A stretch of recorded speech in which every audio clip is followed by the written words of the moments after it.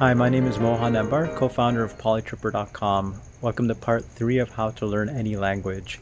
And these next two videos are going to be much shorter than the second one because the second one was a massive grammar lesson, and now we're going to come down off of that high with just some simple pieces of advice for your language learning journey. And if you haven't signed up for this course through our webpage, then that webpage is below, https://polytripper.com/secret.html, and you'll want to sign up for this course through that link because it has the PDF downloads that go with this, and in particular it has, for the second lesson, it has those grammar tables which you'll really need to in order to follow along. So anyway, this is going to be short and sweet. I just wanted to share with you the third secret for learning any language. And in the intro video and also in the PDF, I said it's best to study for short periods on a regular basis.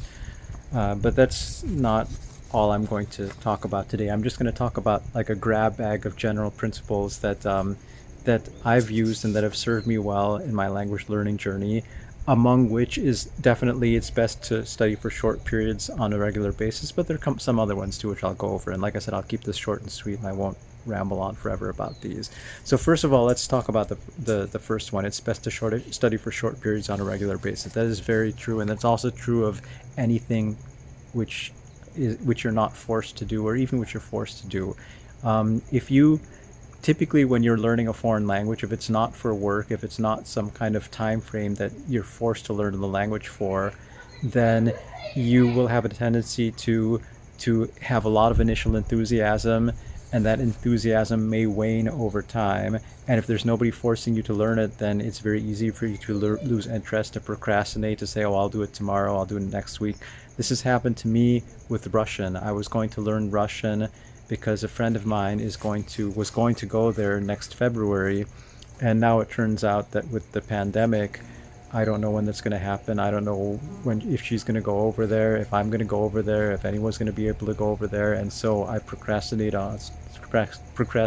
Me, who knows 8 languages, has procrastinated on starting to learn Russian because I haven't followed this advice of doing it for regular time periods and regular intervals. And it's because my main motivation for learning it is also somewhat gone, and so I'm kind of trying to psych myself up to do that. But just to illustrate, if you don't have a forced deadline, then you're probably not going to do that. And so I guess a corollary of that would be is if you're not obliged to learn this language and you're doing it just because you want to, give yourself something to visualize, give yourself a deadline, give yourself some kind of motivation or something to work towards, because that will actually give you a deadline, and that will actually, like, once you have a deadline, then you can decompose that deadline into the steps you need to take in order to achieve the level of proficiency that you want in order to meet that deadline, and that will allow you to have a better chance of succeeding. And I'll give you a specific example. A friend of mine, an Italian friend of mine, was going to start a doctorate in Portugal, and I asked if I could come visit her, and she said yes. And so since I already knew Spanish, I thought, how much Portuguese can I learn in 2 months? And I totally immersed myself into the Portuguese language. This was European Portuguese because I was going to see her in Coimbra, and I signed up for the website. I think it's called practiceportuguese.com. I got a subscription to that. I was doing my lessons every day, just immersing myself in the videos. I went online. I found an online language teacher and for European Portuguese, and I started conversing with her pretty much from the beginning. I think I waited a couple of weeks and started conversing with her from the beginning. And I spent maybe about 3 hours a day for 2 months learning Portuguese.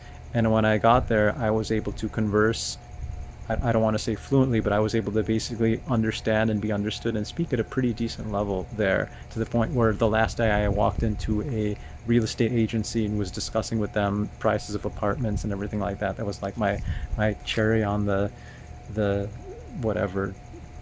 You don't say cherry on the cake. I don't know, cherry on top of whatever thing you put a cherry on top of. That was my reward for all of that, to top off my vacation. So there again, I gave myself a concrete goal. With Italy, I wanted to learn Italian well enough to be able to go there and do a week-long language course with an advanced enough level that I wasn't just with a bunch of beginners in Italy learning the language course there. And I succeeded in that after maybe about a little over 2 years of self-study and online language lessons, speaking with a teacher. I went over there and I signed up for a week-long language course in Genoa, and they gave me a C1 level after that. I've gotten a little bit more rusty since then, but it was actually very, very gratifying to be able to do that. Not only that, I visited a friend there. She took me around the city with her boyfriend, and it was a really wonderful experience. So again, if you give yourself a concrete goal, if you're not forced to learn the language for some other reason, then you can decompose that goal into steps. And the second part of giving yourself the concrete goal is to give yourself a level of proficiency. What is it that I want to achieve? For me, it was easy. I wanted to go to Italy. I wanted to be able to take that course at a level where I could take an individual course and not a group course, because because my level would be too advanced for the group course. And I succeeded in that. When I got there, I was speaking relatively easily, and a lot of the stuff we did was advanced stuff in that course because I had achieved that goal. And so yes, I knew my level of proficiency and I knew what I wanted to achieve. With Portuguese, it was basically time boxed at 2 months because that's when my vacation was. That's when the tickets were bought. And so it was basically, how much can I learn? How much can I jam on this in 2 months before I go over there? So give yourself a goal of proficiency, give yourself a time frame, then decompose that into steps that you need to do in order to achieve that.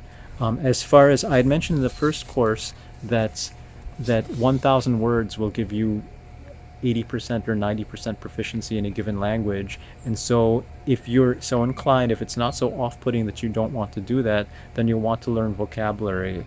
And I personally used Memrise for Italian, for example, and I liked it. The one thing that is unsatisfying for me, and maybe you can help me with this if you know the answer to this, or if somebody's watching this video knows the answer to this.